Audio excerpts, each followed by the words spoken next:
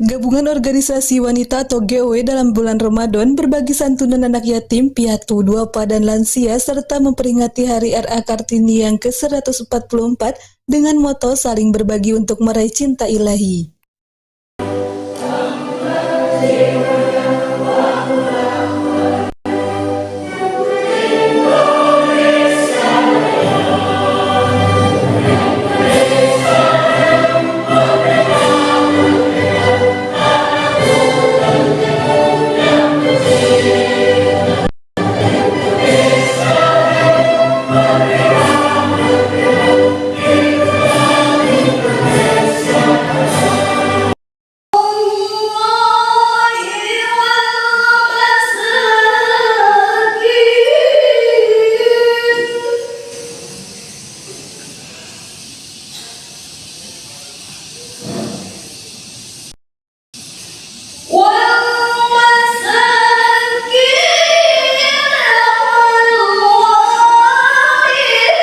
Bertempat di Gedung Dewi Sartika, Soreang pada hari Sabtu 15 April 2023.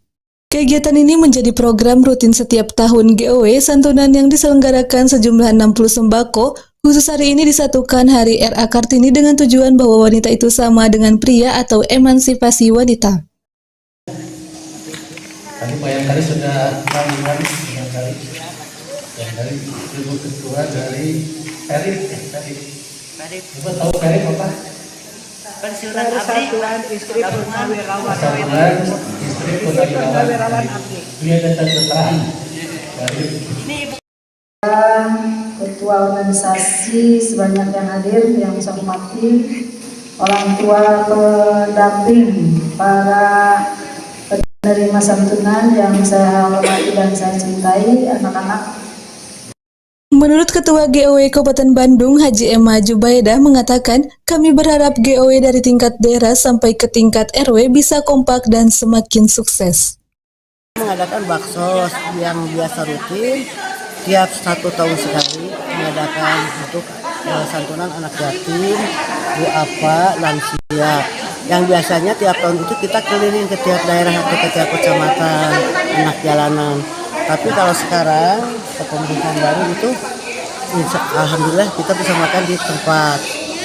Ada 60 orang, 40 anak yatim, 10 duafa, 10 lansia. Dan kebetulan Hari Kartini karena GOW peranan wanita habis gelap terbitlah terang.